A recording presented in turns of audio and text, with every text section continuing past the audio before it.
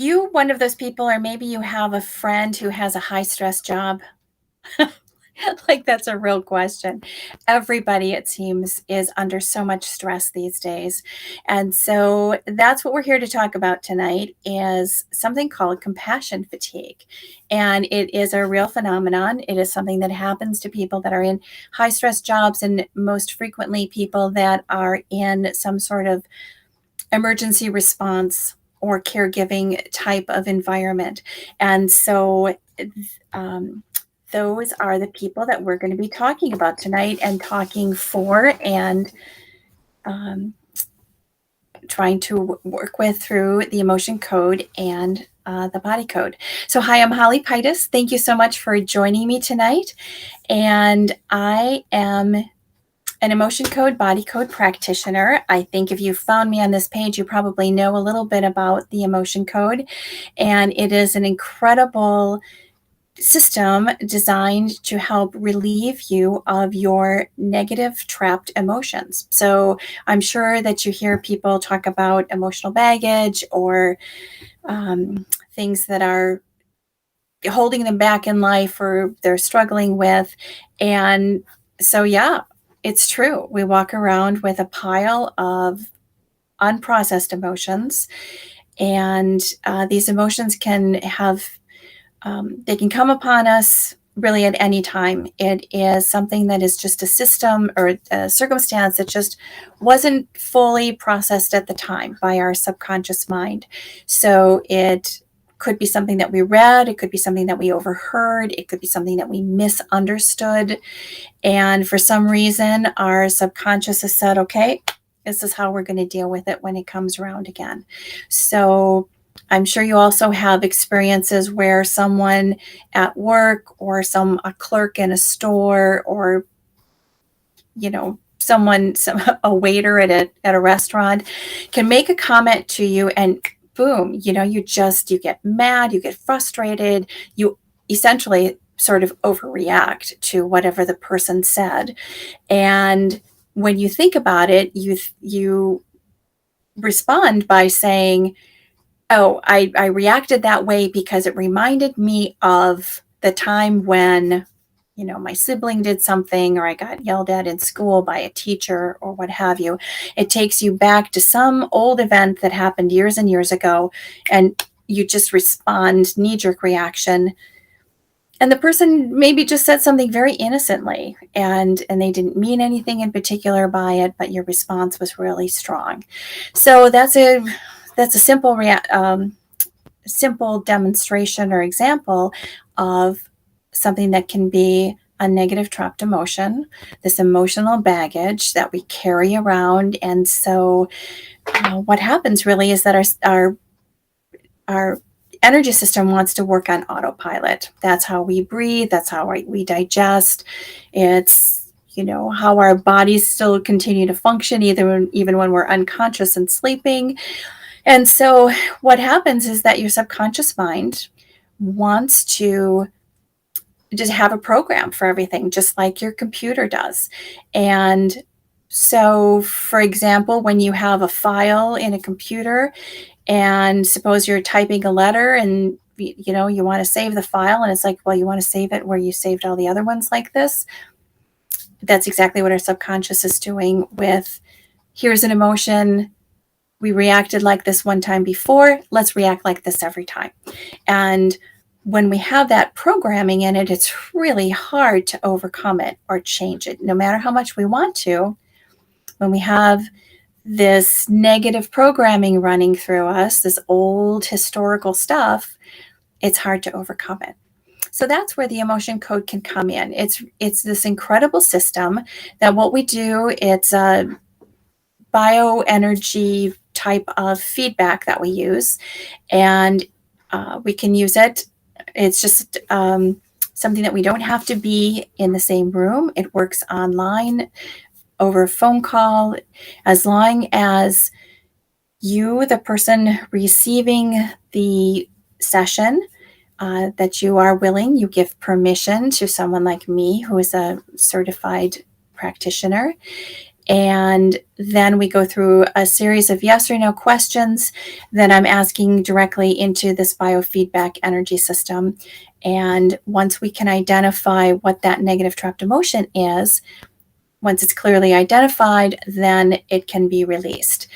And so it's wonderful because you don't have to go through a long, drawn out retelling of a negative story for those instances when you are trying to deal with something that was the response to something really traumatic, like an accident or some sort of, being a victim of a crime, going through, an incredible illness or surgeries or things like that. So there are some things that can hang around with us just because it was some sort of innocent thing we don't even remember.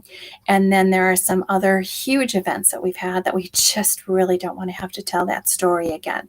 And so in both instances, all the way, one end of the spectrum to the other, that is something that the emotion code is absolutely fantastic for. So it was designed by and developed by Dr. Bradley Nelson. He's a retired holistic chiropractor, and he developed the system by working on his chiropractic clients, and they would physically respond really well to the chiropractic treatment, but the problems were still coming up again. And so he went through and he developed this emotion code chart. And so this is part of the foundation of what we use in the emotion code sessions, is to go into these different columns of emotions, and we are able to ask the subconscious process of elimination. Is the emotion in column A? Is the emotion in column B? Which row is it in? Which emotion might it be? Could it be anxiety? Could it be crying? Could it be blaming? And once we have it identified through this biofeedback system, once it's properly identified, then we can release it. And it's amazing. People say, I feel lighter. I feel more energized. I feel more enthusiastic. And so it's a fun thing to demonstrate. That's why I'm here tonight, is to give you a demonstration of it. And so if you are watching, I would love to have you comment, say hello, volunteer, let me know where you are visiting from, and we are able to work on your session, work on your symptoms, whatever those might be. So one of the things, by starting off tonight, I was talking about something called compassion fatigue. And so if you or someone works in a situation where you are responsible to or responsible for other people, you could possibly experience something called compassion fatigue. And what happens is that you are in a situation where you have to continually give of your emotional support, your caring, your compassion, your empathy, and work to solve other people's problems or issues. And eventually, if you're not finding a way to deal with your own stress or do self-care for yourself, eventually you run out of gas. And when your tank is empty, then it's just empty, and you just can't go any further. You don't have any energy. You don't have the motivation. People call it burnout. And I think the term compassion fatigue really is very demonstrative of what it's like. It's just, you just don't have any more. And so what kind of people might be in a job, or what kind of jobs might lend towards people having this compassion fatigue? Well, the obvious is people that work in a caregiving position. So that could be, of course, people that are, front-end caregivers, like for assisted livings or nursing homes, or also the caregivers, the CNAs that work in hospitals, but it's the nurses, it's the doctors, it is the people who do the processing. So people, especially even in admissions, they're having to go in when and get people admitted to the hospital. So there's, paperwork to be done. And, the person that they're asking these questions from are either the patient themselves, who might be in extreme pain, or they're bleeding, or they're scared because they know something's happening, they don't know what it is, or it's their family member or friend who brought them in, and those people are scared and just feeling like they have no control over the situation. They want their loved one to be fixed, and they're just stuck there. They don't know how to do it themselves, and so they're just within this process. But it's also the people that work with 911. So it's the ambulance drivers, it's the first responders, it's the dispatchers, it is the police who come upon accidents, or for whatever situation they, who knows what kind of experience a police officer might encounter. Can be something wonderful, like pulling a cat down from a tree and saving this little cat, or it can be coming upon a multi-car accident where things are really serious. So that firefighters, can you imagine literally walking into a burning building, and you don't know if there are people in there or not, or people's pets or what have you, and you don't know if you walk into the building if you're going to be able to come out alive. I mean, talk about high stress jobs. But then there's also some other jobs. It can be being the night clerk in a convenience store, and you've got cranky customers coming in, or people that you might be afraid of getting robbed or something, or worse, having been robbed, and you still have to have this job or work in the same kind of situation. It's teachers, it's people that work in any kind of the public buildings. Even just being a clerk in a store these days can be a really frightening experience. You just don't know what's going to happen. So anybody really is subject to something called compassion fatigue, where you have to keep going, and you don't really know how you're going to be able to do it. So part of what can lead to compassion fatigue also is just having these built up emotions that, you've get this feeling of anxiety, and then now you've got another feeling of anxiety and another event that makes you have more anxiety, or this feeling of failure, or it's the negative self-talk, or any of those things, guilt, blaming. And these are common emotions, and sometimes if it's just a fleeting experience or fleeting emotion, all right, it's really not going to cause you problems. But when you're in a situation where it's built upon day after day after day after day, all of a sudden you just run out. So be rejuvenated. Have an emotion code session. I would love to be able to work with you and help relieve some of this burden that you've been carrying. And I have another chart to show you. Let me switch these charts out here, and I'm hoping that I can actually see it with my glasses off.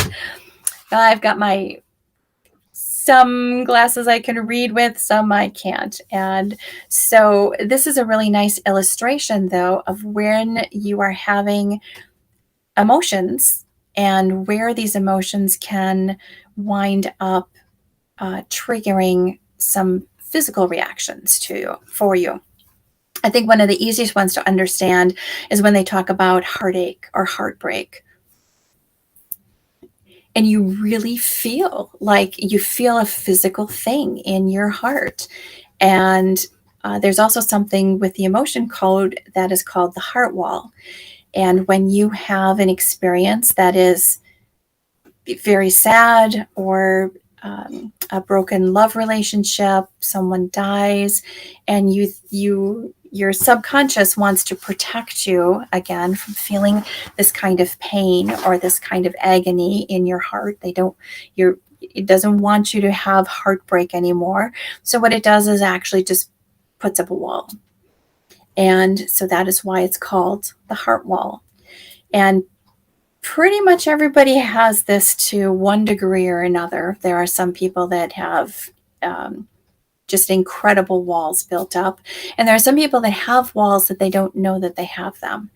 But I'm sure you probably have a friend who can only go so far in a love relationship, and then boom, it's like they wake up one day and they say, okay, that's it. No, it's over. It's over. And it's almost like they keep sabotaging themselves. And people can have that also in terms of their career, that maybe they have really stellar skills and opportunities in front of them, but no, they will only go so far. They might be in line for a huge promotion, and no, they just pull back. And sometimes they'll do something stupid to throw a monkey wrench in the works. And sometimes people can do these things consciously, and sometimes it's a very unconscious response. And it's because it's just triggered by our desire for self-protection. But sometimes our own self-protection is really stopping us from achieving as opposed to truly protecting. So that's a little bit about the heart wall.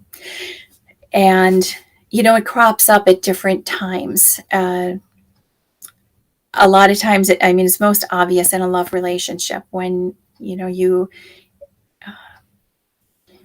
have had a serious breakup, or you're really afraid of repeating something that maybe your parents did, or winding up in the same situation as a friend of yours had. And so you put this protective wall around yourself. And you've got friends who do it, where you'll say, well, they won't let anybody in, or they just won't commit to a relationship. And so these heart walls can affect us not only in a love relationship, but also in a romantic love relationship, but also relationships with other people, with coworkers. That I work a lot with pets, pets and their people. And, there are people that had a pet that they loved. The pet died, and they're like, I'm never going to get another pet because I don't want to be hurt that way again.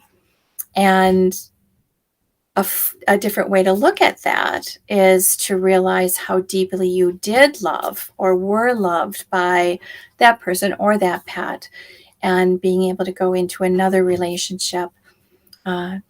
Again, I've got a soft heart for pets, and particularly rescue pets. And those can be, birds, dogs, cats, horses, kind of you name it. There are all kinds of animals that are in the rescue system.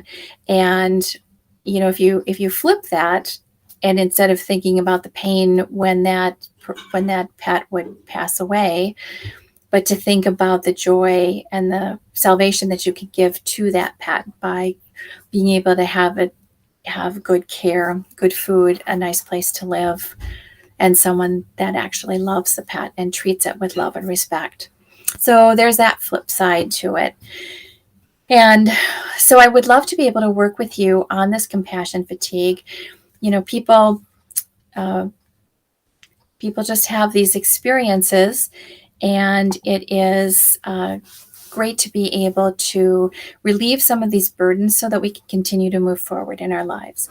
And again, some of the simplicity and the ease with which these really big emotions can be released is just amazing. So, what would you have to do? Let me see if I can pull that up.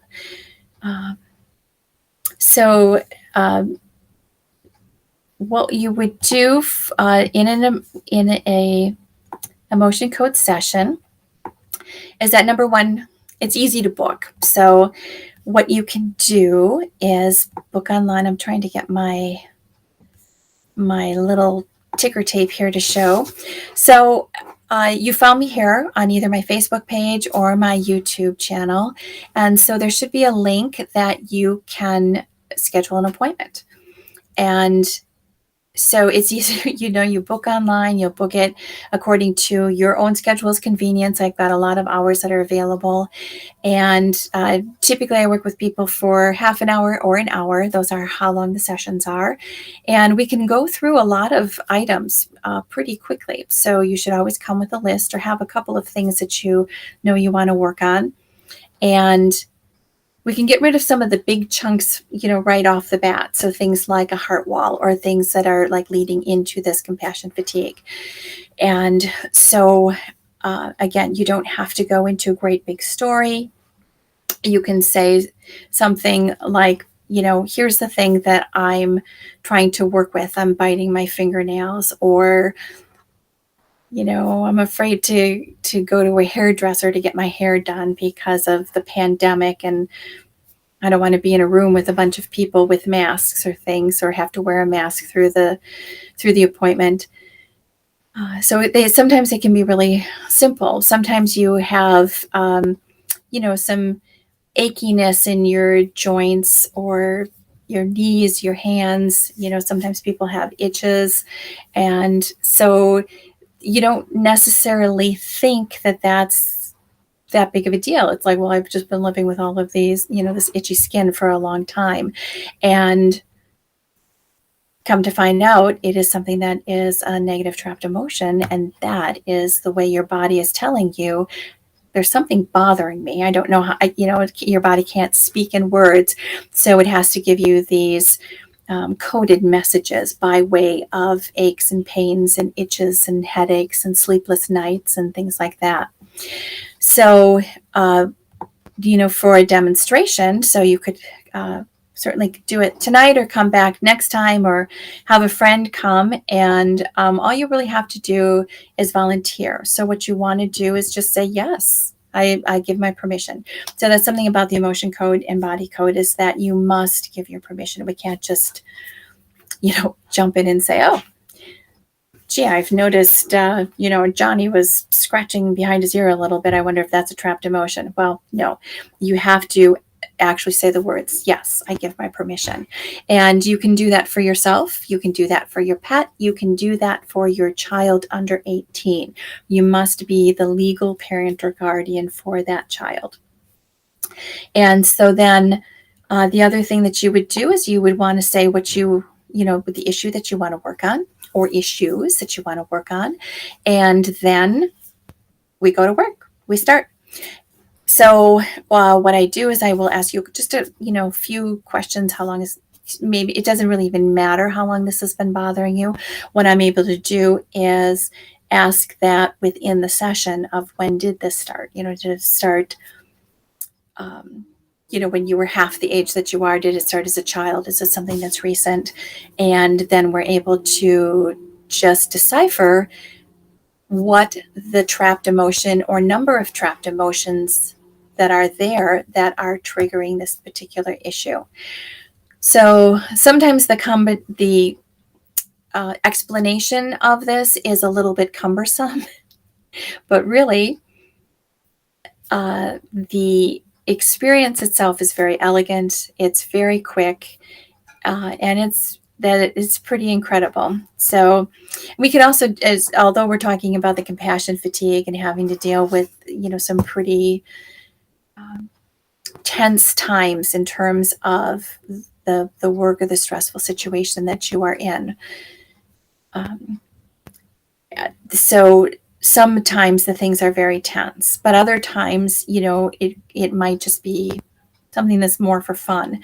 So maybe you've decided that you've had one too many candy bars in your life, and you've got your favorite go-to candy bar, and you realize it's truly not doing you any favors. It can, you can make you feel good when you're going to buy it, and then you buy it, and then you open it up, and then you eat it, and then you don't feel so good because you're like, man, I was going to cut my calories, and now that was 400 calories that I didn't need. It's going to make me tired. It's going to make me gain weight.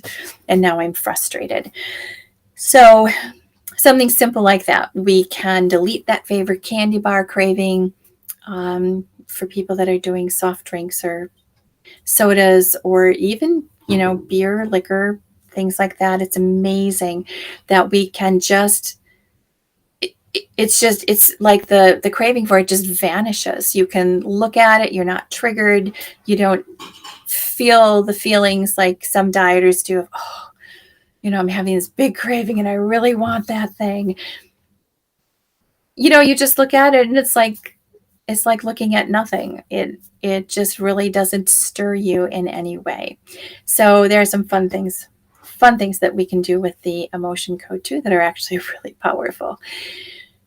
All right. Well, I want to thank you for joining me tonight. I'm sorry I didn't get to do a demonstration, but there are some demonstrations on my other Facebook Lives that I've done in YouTube's. Do come back next week. Bring a friend. I would love to have you volunteer. And I am live currently on Tuesday nights, 7 o'clock Eastern Time, United States. And I look forward to seeing you next week. And then do watch, I'm doing some group healings, particularly around the compassion fatigue right now. And so it doesn't matter if you are a medical doctor, if you are an animal rescuer, if you're a teacher, if you are a caregiver, if you are a person that is caught in that sandwich generation where you've got the elderly parents that are having difficulties and failures, and you've got younger children that are having difficulties just getting through their day-to-day life with schooling, whether that is younger children in grade school or college. There are challenges all the way around. And so working with the emotion code and emotion code sessions can just help ease the burden for you. And I would love to be able to help you out that way. So I'm Holly Pitus, getfeelingbetter.com, and I look forward to being your emotion code body coach